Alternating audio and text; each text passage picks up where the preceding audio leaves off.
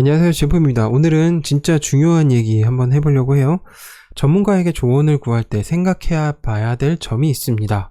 뭘까요? 전문가에게 궁금한 점 진짜 많죠. 상대적으로 내가 아는 것보다 전문가가 훨씬 더 아는 게 많다고 생각하고요. 그래서 그들한테 물어보고 방향 제시 받고 싶어 하고, 생각해보면은 전문가에게 문의하는 것들이 좀 도움이 안 될 때가 많아요. 그리고 오히려 방해될 때도 많아요. 왜 그러는 걸까요? 몇 가지 이유를 생각해 보면 좋을 것 같은데요. 첫 번째는 아무런 준비 없이 조언을 구하는 이유 때문에 그래요. 내가 생각하는 전문가가 나보다 모르는 경우 진짜 많죠. 왜냐면 아무런 준비 없이 조언만 구해요. 예를 들어서 내가 하고 있는 사업에 대해서 조언을 받으려고 누구한테 갔는데 이렇게 해서 돈 벌려면 어떻게 해야 돼요? 라는 질문을 한다고 생각해 보십시오. 그러면 그 전문가는 뭐라고 얘기할까요? 뭐 어떻게 해서 어떻게 하는 게 돈을 더 잘 버실 것 같아요 라고 얘기하지만 사실은 그거에 대해서 도움이 안 돼요. 왜냐면 그 전문가는 당신에 대해서 아는 게 없습니다. 왜 그 사업을 시작했는지, 그 사업을 어떻게 하고 있는지, 현금 흐름은 어떻게 되는지, 그리고 무엇을 팔고 있는지,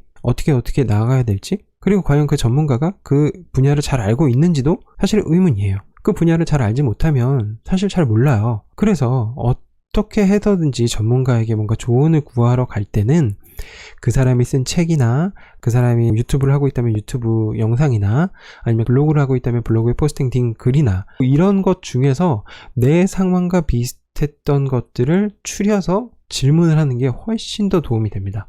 왜냐면 그 사람이 책을 썼다는 거, 그 사람이 블로그를 썼다는 거, 유튜브 영상을 만들었다는 거는 결국에는 그 사람이 경험을 한 것을 이야기했을 가능성이 굉장히 크거든요. 그 이야기했던 것들을 나와 비슷한 것들을 잘 추려서 그 전문가에게 문의를 하거나 질문을 하거나 조언을 구하면 분명히 좋은 대답을 들을 수 있어요. 그거는 확실해요. 그리고 두 번째, 질문의 답이 아닌 좋은 말만 기대하는 건 아닐까요?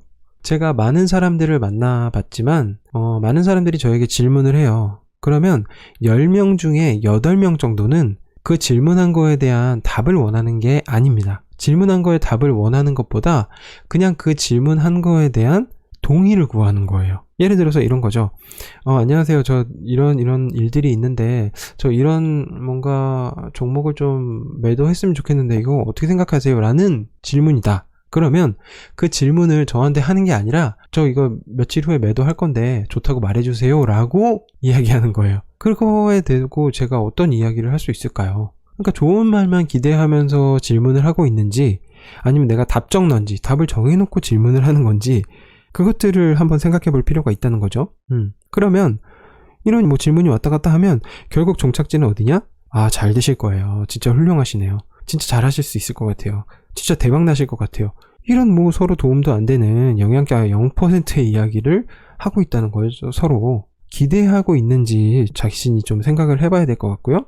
마지막, 조언에 대한 대가를 한번 지불해 보세요. 노동에 대한 거는 이제 돈을 받잖아요. 우리가 노동을 하면. 그러면 그 사람의 능력에 따라서 돈을 주는 게 아니에요. 노동에 대한 대가는 어떤 거냐면은 그 사람의 노동에 대한 능력의 시간 내에 대한 보상입니다. 시간은 24시간 같이 주어지는 건데 그 시간을 나에게 따로 떼어서 나에게 주는 거잖아요. 그러면 그 시간에 대한 보상을 해주는 거고 그 사람이 그 시간 안에 얼마나 많은 일들을 처리할 수 있는가가 바로 능력의 차이인 거죠. 그러니까 결국에 궁극적으로 노동에 대한 비용 지불은 시간에 대한 비용 지불이에요. 그래서 시급이라고 하고요. 파트타임 잡이라고 하고요. 내가 연봉이라고 하는 거고요. 시간에 대한 급여인 거죠. 전문가에게 시간은 그만큼 소중한 비용이에요. 그 시간을 따로 떼어서 준다는 거죠.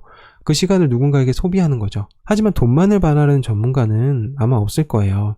그런 사람은 전문가가 아니라 아마추어예요. 그냥 사기꾼.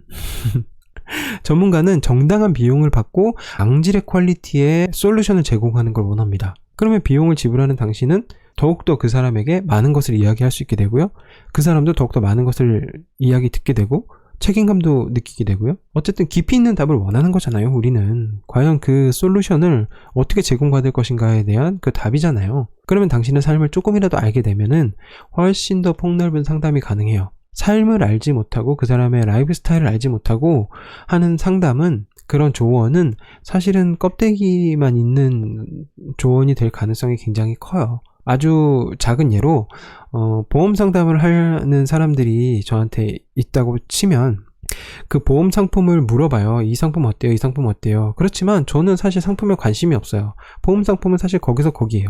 다 비슷비슷해요. 근데 이 보험을 왜 가입했는지, 보험 가입할 때 심정은 어떠셨는지, 어떤 마음으로 가입하셨는지, 그리고 얼마나 납입했는지, 그리고 얼마나 더 납입하실 수 있는지, 지금 이 보험료가 부담이 되시는지 안 되시는지, 이런 총체적인 것들을 물어봐야 되는데, 그렇지 않고 상품만을 보고 이 상품 진짜 아니에요, 이거 그만하시고 제가 드리는 거 하세요, 이렇게 그냥 계약 갈아치워 버리거나 이런 일들이 비일비재하다는 거죠. 사실 이런 거 진짜 주의하셔야 돼요. 그러니까 돈을 내고 정당하게 상담하시는 문화가 정착돼야지 훨씬 더 양질의 상담을 할 수 있는 거죠. 근데 돈을 낸다고 해서 무조건 양질의 상담을 하느냐? 또 그것도 아니에요. 돈을 받으면서도 이상하게 상담하시는 분들 굉장히 많거든요. 그런데 돈을 내고 상담하는 게 돈을 안 내고 상담하는 것보다 훨씬 더 안전해요. 왜냐하면 검증된 사람이 계속해서 돈을 받고 상담을 할 가능성이 크기 때문에요.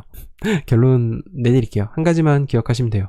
어떤 일이 성립하려면 서로 돕는 구조가 돼야 됩니다. 그 누구도 받은 비용보다 더 많이 일하지 않아요. 내가 누군가를 고용했을 때도 내가 월급 준 만큼만 그 사람이 일하지 그 이상 일하지 않아요. 그 이상 일하는 거 오바예요. 그리고 그 이상 일한다고 해도 그 사람이 저한테 바라는 게 많아지니까 저도 또 부담이죠. 그냥 딱 그 정도까지만 하는 게 맞아요. 전문가와 조언 받는 거 이런 것도 마찬가지죠. 서로 돕는 구조가 돼야 돼요. 그 사람의 시간을 쓰는 거에 대해서 저는 비용을 지불하고, 그 사람은 자기가 가지고 있는 노하우를 상담하러 온 사람의 그 라이프 스타일이나 여러 가지 주변의 모든 것들을 들어보고 총체적으로 상담을 해줘야 되는 거죠. 그런 일들이 있기 위해서는 서로 돕는 구조가 되어야 돼요. 그러니까 서로 이해상충이 돼야 된다는 거죠.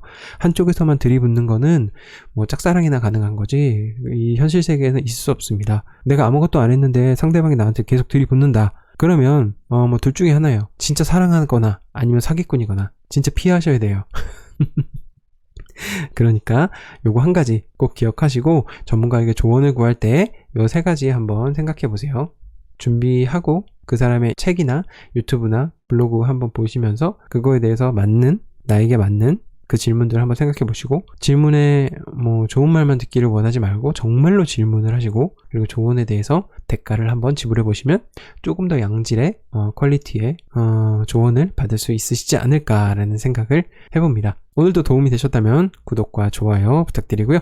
저는 오늘 여기까지 하겠습니다. 제이폼이었습니다. 고맙습니다.